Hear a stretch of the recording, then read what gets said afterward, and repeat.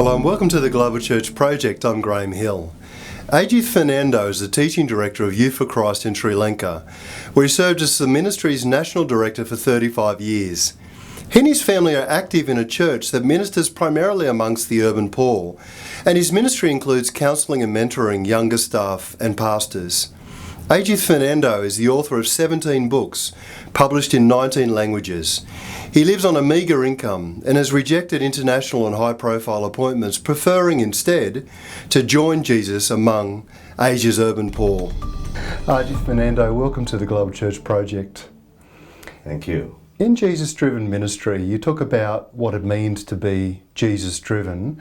What does that phrase mean? Well, what I was trying to do was to demonstrate that the best model that we have for our ministry is Jesus. And a lot of the books that were coming on leadership were not tapping into this resource as well as they should.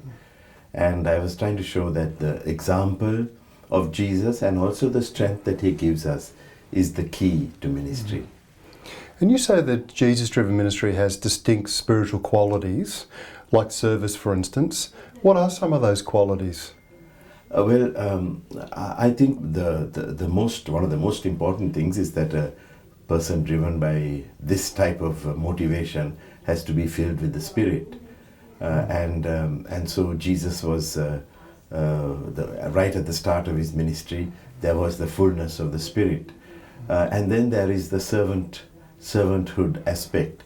In other words, a leader is one who is committed to his people. The word servant has more the idea of being totally committed to your people. We like to be committed to Jesus, but sometimes not so much to our people.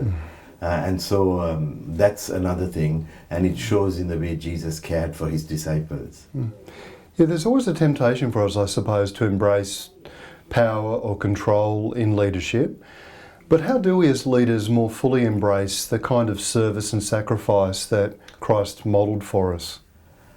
Well, I think at the heart of it is maintaining our relationship with God. One of the things, I wrote Jesus-driven ministry when I was, just had passed 40 and I was beginning to ask myself, how can I continue to be as passionate as I hope I am, even when I'm older. And the thing that just kept coming back over and over again was, get back to your basics. And in fact, the book I had originally titled as Back to Basics in Ministry. When you began ministry, you looked at the book of Acts and thought about what are some of the lessons for the book of Acts for leadership and ministry. What were some of the things that jumped out at you as you read through the book of Acts? Well, there were about 2 or 3 that were particularly significant. One was how important prayer is to ministry. Every chapter, except chapter 5, in the first 15 chapters of Acts, every chapter has some reference to prayer. And I suppose working for Youth for Christ, which is more of an activist organization, this wouldn't come very naturally to us.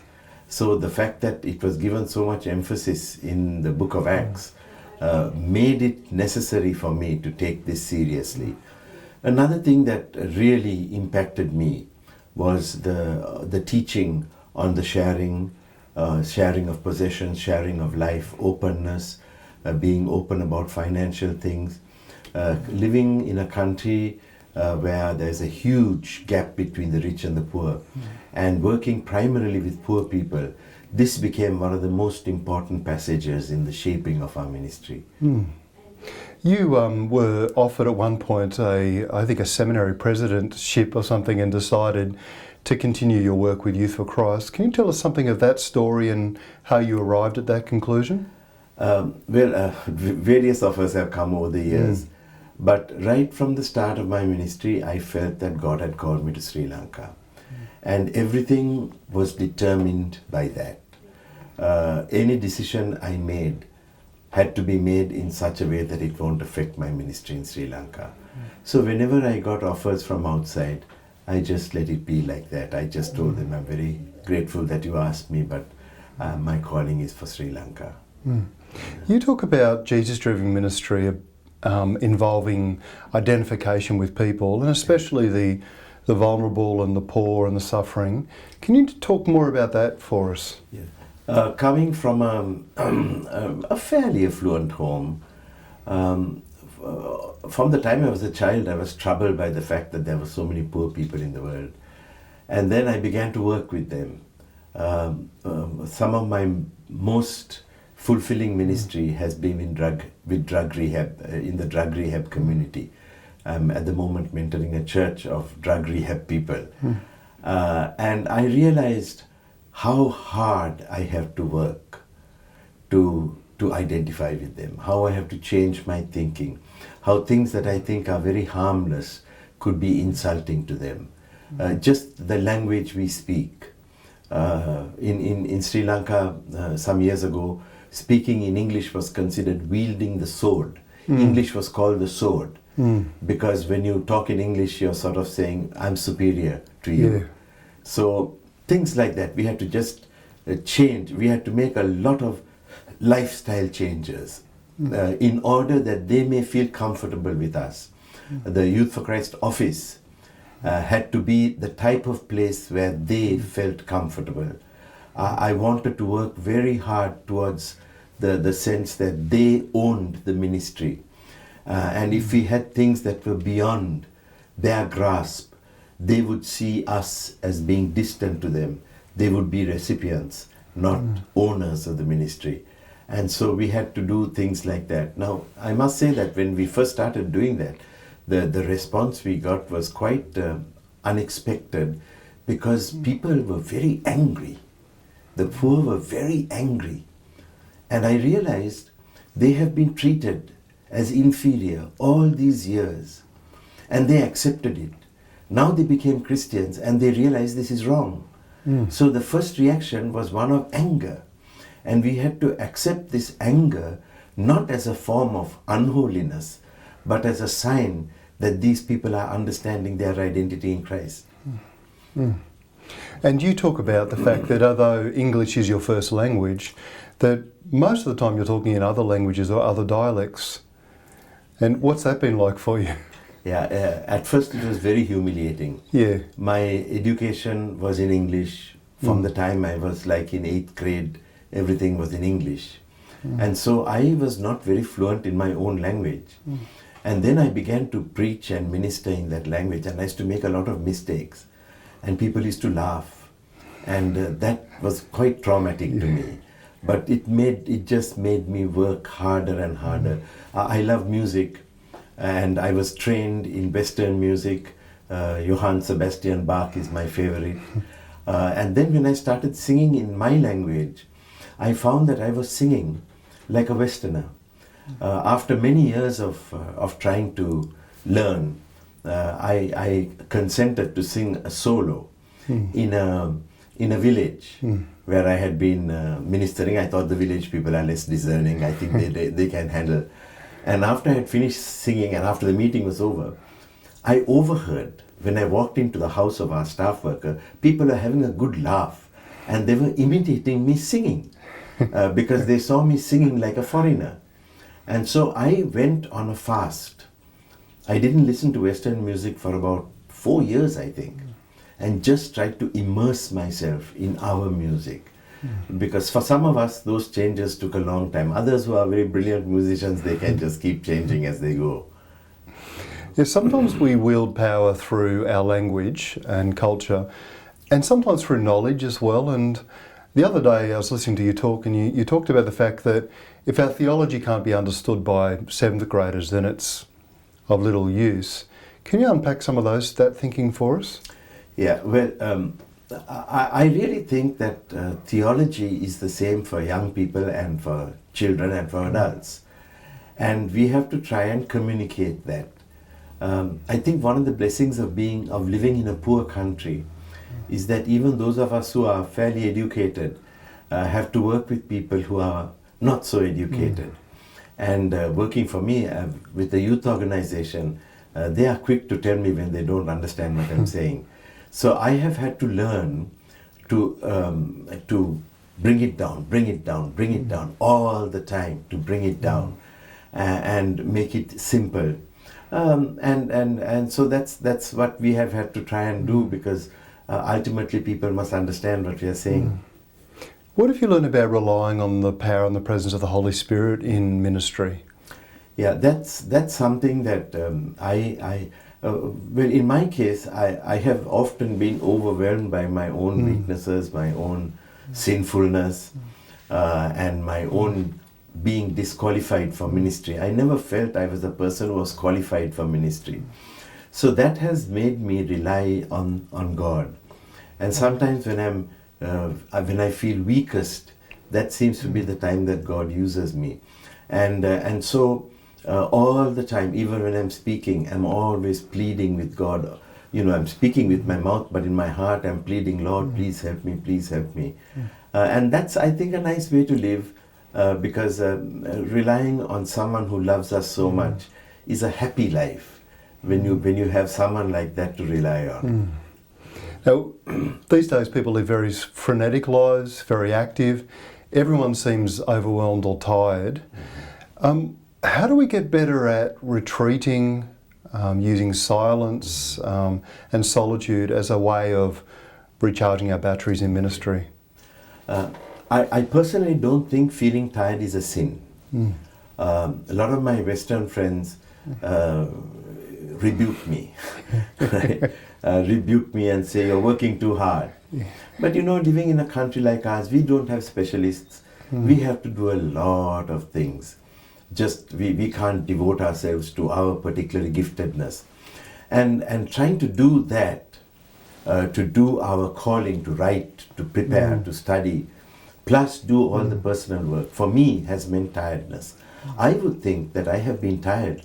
I've been in ministry 40 years and I think I've been tired for 40 years.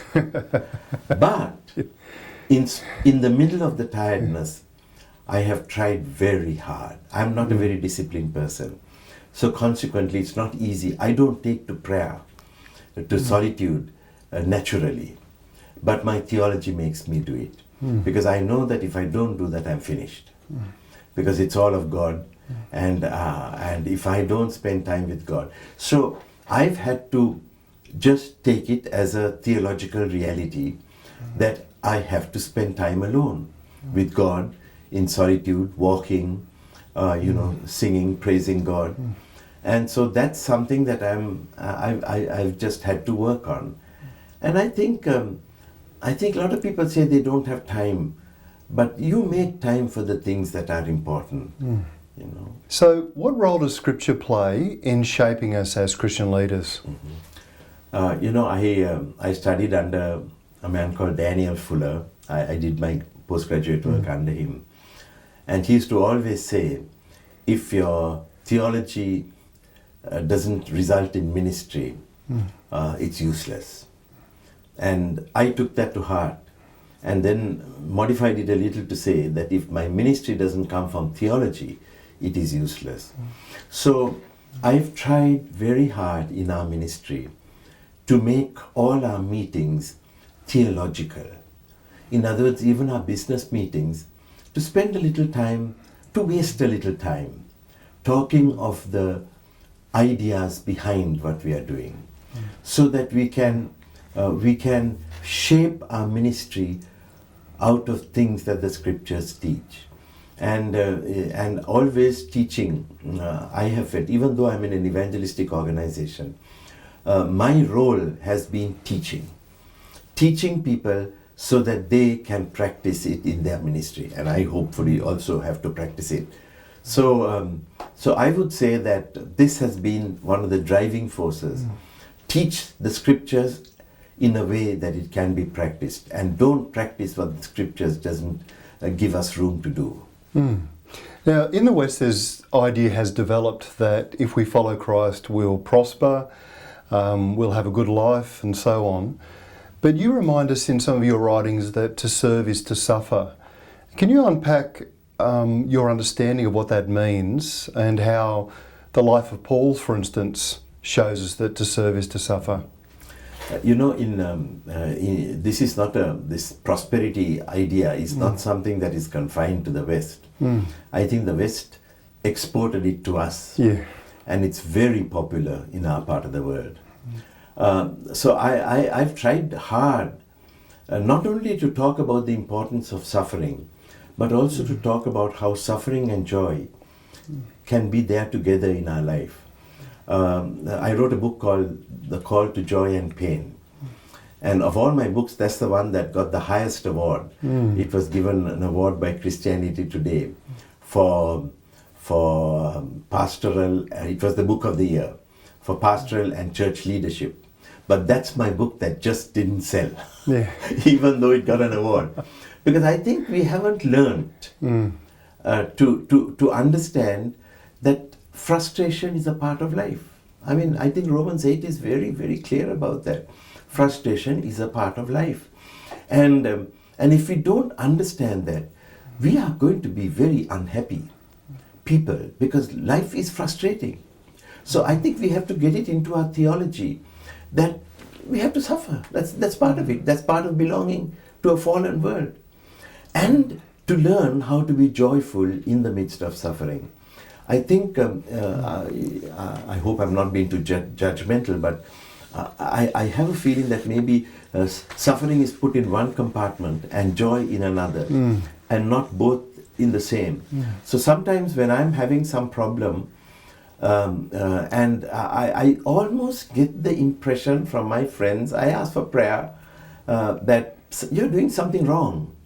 So there is this idea, if you're suffering, if you're stuck, if you're having difficulties, you may be doing something wrong. Rather than that may be a sign that we are doing something right, because Jesus promised that we are going to suffer.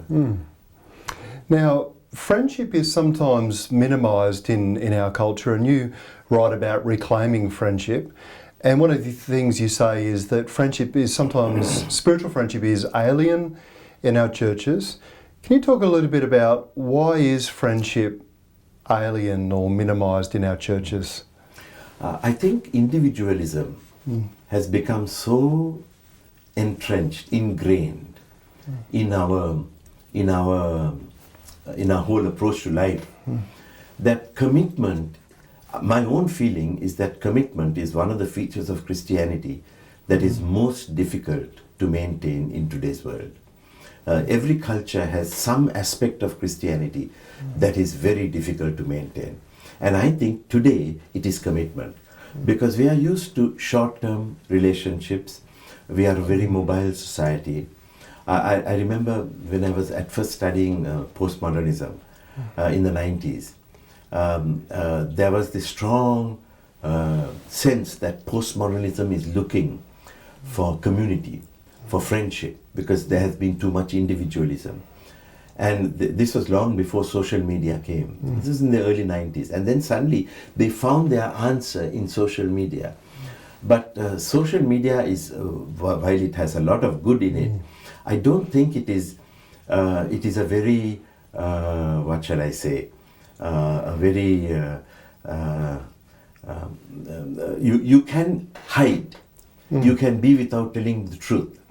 So there isn't confrontation unless it's this insulting that goes on. But there is no loving confrontation. So I think in the Bible, friendship is something, I mean, C.S. Lewis has some lovely things to say about friendship, where you just sit and chat. People are too busy to chat. And so I really long to see people recovering this sense of friendship in Christ, where the things of God are so important that we just sit and talk about the things of God. I think the early Christians, earlier Christians used to call it holy conversation or something like that. But this is something. So in our ministry, what I try to encourage is for our meetings to be a fellowship of friends, so that we are united emotionally as well as united missionally, so that we are friends doing a work, people who love each other and who are willing to be patient with each other. Why do you turn to Proverbs and Ecclesiastes for resources on friendship, and how do those books help you? Yeah, actually that was a most unusual thing that happened to me, in that I was very busy once when I agreed to speak during a sabbatical that I had in 1988 on relationships in Proverbs. And I foolishly said okay. And then when the time came close, I panicked. And then I began to just read through over and over and over again the book of Proverbs and Ecclesiastes.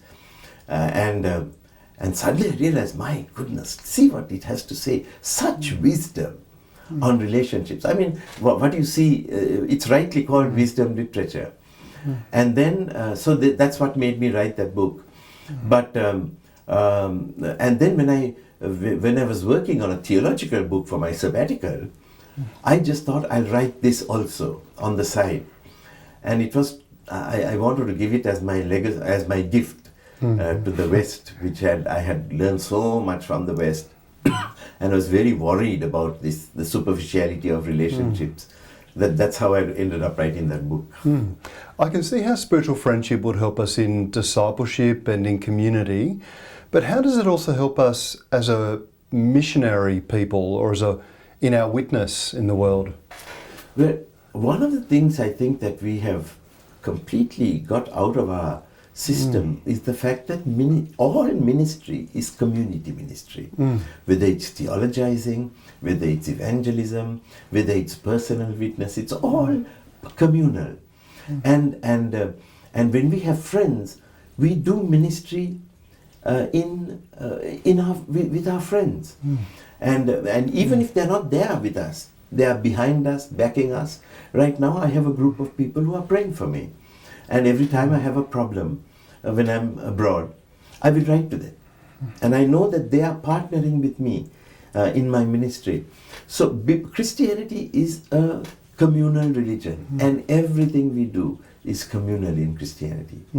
I wanted to ask you a bit about sharing the truth in love. Many of the cultures that we live in today are pluralistic cultures.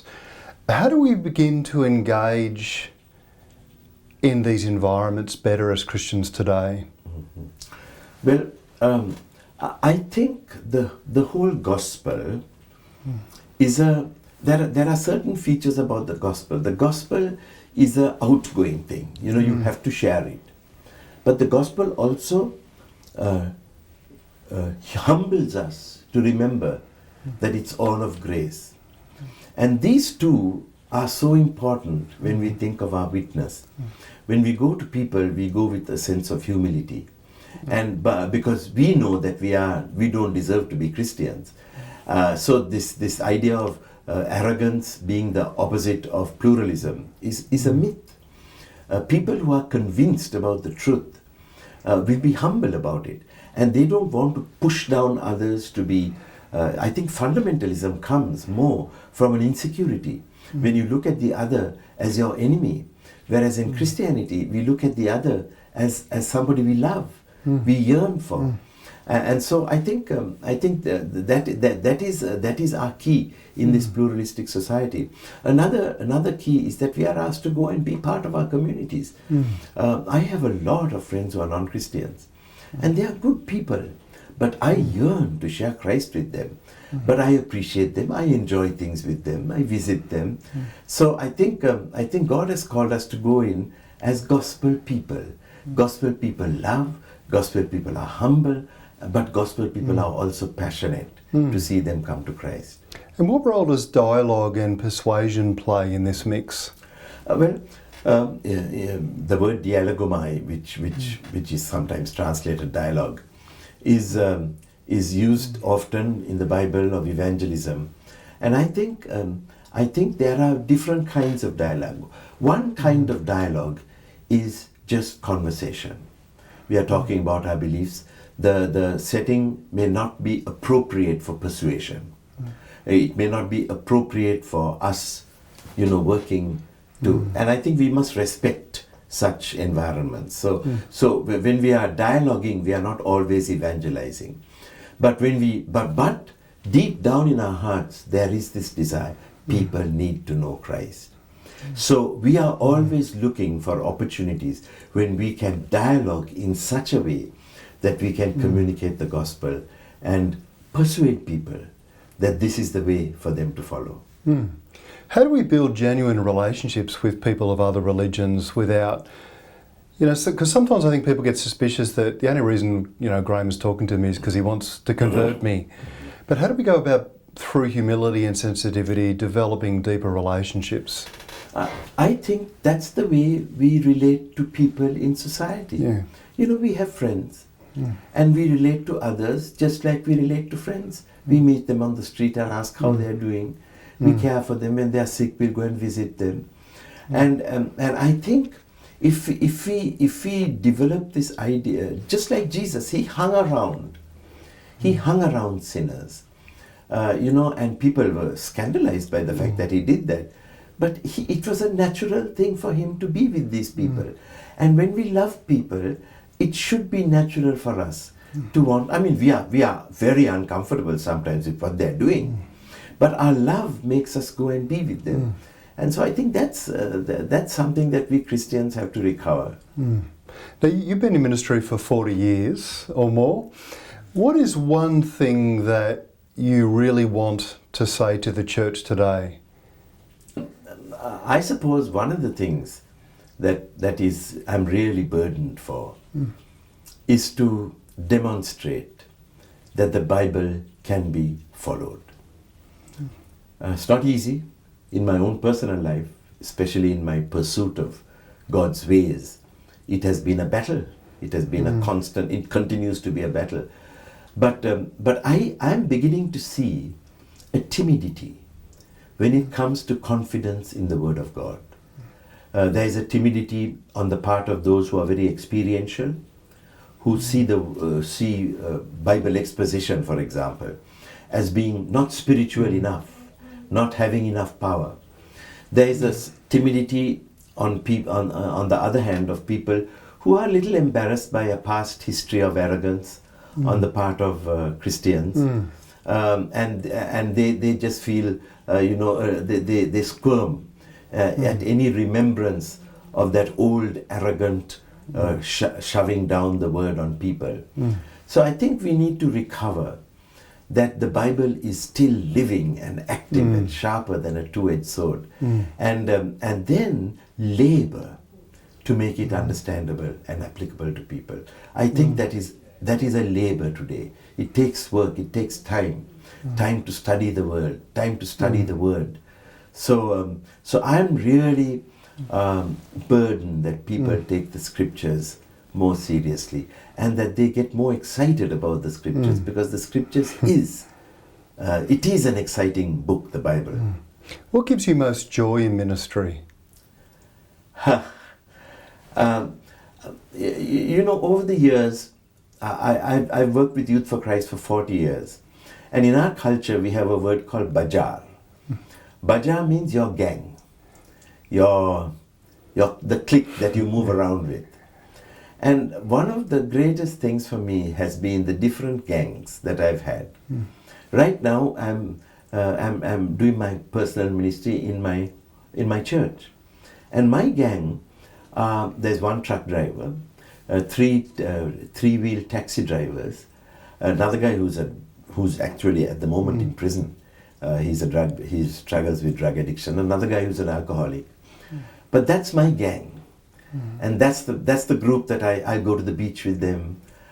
So I've always, over the years, had gangs that I've been with. People who love the Lord. This particular gang is very different to the gang I grew up in, with the group I grew up with. So I think having friends in ministry has been one of those really, really happy things, because they've done so much to enrich me. I've worked with drug addicts for a long time, and how much they have taught me about life, about the world, things that I never knew. What's most misunderstood about the things that you say? Do you ever have somebody sort of give you feedback on something you've written or something you've said, and you think, that's not really what I'm saying? Yeah. Well, sometimes I'm a little grieved when people say that I'm a reproduction of Western thinking, Western values in Sri Lankan dress. I think I have some of the same theological things as Westerners do. But I think I have tried hard to live and work in Sri Lanka. So that's sometimes a little grievous to me, because I affirm things that have been affirmed for a long time by Western evangelicals, for example. They think that I'm, a stooge of Western people. So that has been a little painful. And I don't think I'm a stooge of Western people, because there's a lot in the West that I don't like, that I'm not that I don't like, I'm concerned about. And I have tried to make the West aware. But my style is not what you might call a prophetic style. I don't shout at them, I don't speak very... So I think people misunderstand that sometimes. Ajith Fernando, thank you for joining us at the Global Church Project. Thank you. It's been nice to talk to you. The Global Church Project is located at www.theglobalchurchproject.com. On our website you'll find a wide range of interviews and resources for colleges, universities and churches. I look forward to your company next time. From me, goodbye.